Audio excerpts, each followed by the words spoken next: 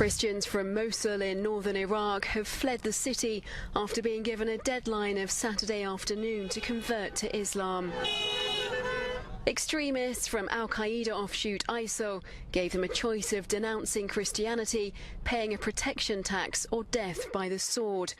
All right, folks, what you just heard is going on and has been going on, and now it's ISIS. And by the way, this whole ISIL, that has a whole different meaning, which we'll do another show about, because that's very dangerous in and of itself. And our president calls them ISIL, too. We'll talk about what that means one day. But what's going on is that Christians are being killed or told to leave, convert, get out, pay a tax, be killed. I mean, it's just insane that this is happening. And have you ever heard Obama address this issue? Have you ever heard Kerry address this issue? No, because Israel builds settlements. They're the real evil ones in the Middle East, you see. Joining us now is Mark Arabo, President and CEO of the Neighborhood Market Association and national spokesman for the Iraqi Christian minority. Hello, Mark. Hello, thank you for having me.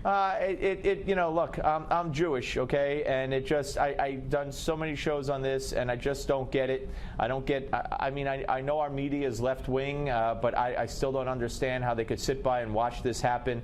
I know our president is a proud Christian, and he hasn't said boo about this. And it's not just started with Iraq and the Christians, at the hands of ISIS. It's been going on in the Middle East and parts of Africa for years and years and years, and the world is silent. Why? Why do you think that is, Mark? Well, first of all, I thank you for having me on your show. Jewish and Chaldean were first cousins, so I'm a good company when I'm on your program. Thank you. I can tell you that we're doing everything we can with the State Department and members of Congress. We're able to craft with Congressman Juan Vargas House Resolution 663, which actually forces the hand of the federal government to really act, because this is a global humanitarian crisis. All the reports we're hearing is confirming that our worst nightmare has been confirmed. This is a genocide, and we want to make sure that we don't turn a blind eye on a Christian Holocaust. I mean, we've seen 95% of Christians have left Mosul. The remaining 5% have stayed there and been converted to Islam.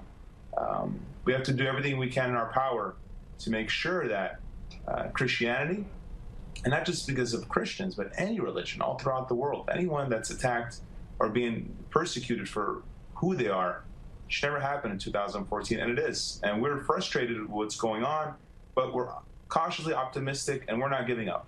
We're going to Washington, D.C. We're doing everything we can with State Department officials, members of Congress. I might be going back to the United Nations in a few weeks, making our case, because this is not just the United States' problem. It's a global humanitarian crisis.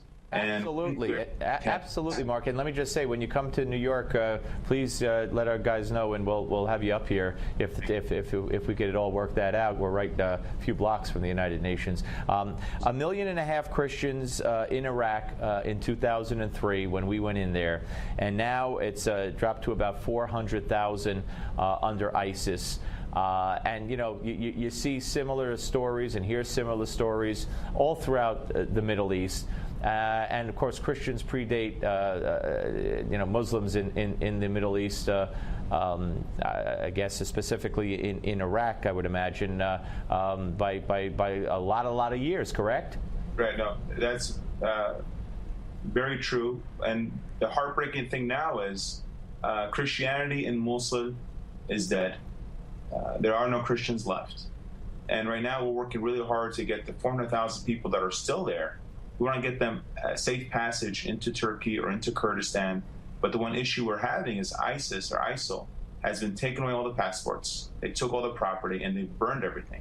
So when the folks are going to the border, they're having a difficult time entering to the regions. And so we're asking for the United States to really talk to the KRG and to Turkey, and telling them we need a safe haven and a safe passage for these folks.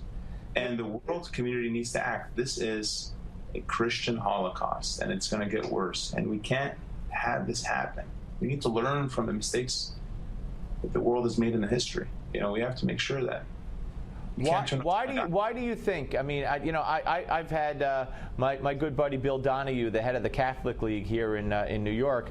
I ask him this question often. I say, why has there not been more? Why doesn't the world organize more? Why doesn't the world's Christians organize more? Why doesn't the world's Christian leadership in various denominations, why don't they organize? I mean, my goodness, the numbers are, overwhelming. Why, basically, is there silence on this issue, not only from our president and our State Department and the aforementioned, but, from the Christian community here and abroad? Why is there not more people like you? Well, that is the magic question we're trying to figure out. But right now, we're just focused on doing everything we can. We've asked Pope Francis to intervene as much as he can. We've asked all Christian coalitions and really all walks of faith, all human beings that care about humanity, to step up right now and say, in 2014, genocide should never occur. The last time the world has seen this was Bosnia. But in Bosnia, we had 10,000 people. Right now, we're talking around about 400,000 folks in a region that are being persecuted, beheaded, slaughtered, mutilated, raped, and 50%, half of them are children. And I want to thank you so much for elevating the conversation, because before now, we're trying really hard to get national media to cover this as more than they are, because this is a global humanitarian crisis. Well, let me say, Mark, you and and anybody who has your cause at heart, welcome on this show anytime. So just know that. And we have gone to bat for Muslims in Bosnia, in Albania, in Kosovo, in Serbia. I'm not suggesting military intervention necessarily, but certainly some kind of effort, some kind of recognition. I mean, when you say you talk to Congress and you talk to the State Department, do you feel you're getting anywhere? Well, when I went to Washington 2 weeks ago, it was a really successful trip. In 2 days, we were able to craft a resolution. So the United States Congress has a resolution in their hands right now. It's in the Foreign Affairs Committee. It's called House Resolution 663. And we're asking for the American people to reach out to your members of Congress and tell them, let's pass this resolution as a foundation for this new law.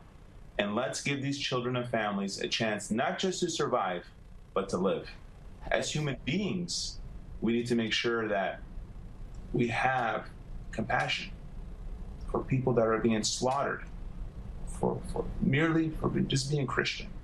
And the world community needs to come together of all faiths. I don't want to make this into something fictional or hypothetical, but that's more of a game I play. But I would be curious to know your opinion. If this were the other way around, if Christians in Iraq, but let's stick to Iraq, were slaughtering Muslims, forcing them to convert or be killed or get out, or everything that's happening to the Christians, what do you think the outcry would be? It'd be hard for me to say or answer. I'm just focused on doing what we can to save Gotcha. Christianity as a whole. And it's much broader than Chaldeans or Christians in a region. This has world implications. And this is a genocide. This is a Christian Holocaust. The United States government, members of Congress, are about to go on recess in August. We've been clear in telling them no member of Congress should go on recess until they pass this resolution to do the foundation for this law. UN and NATO should send in peacekeepers right away and let the world community know that Maliki needs to protect the minorities, Christians, Kurds alike, or Iraqis need to find a new leader. Because when you have a democratic Iraq for everyone, Sunnis, Shiites, Kurds, Christians alike, a democratic state, incredible things will happen. The best testament to that, the best country in the history of the world is America. And we need to make sure that in America, we're doing soft-handed diplomacy. We don't feel we should send in more troops. We've lost over 5,000 of our sons and daughters in this war.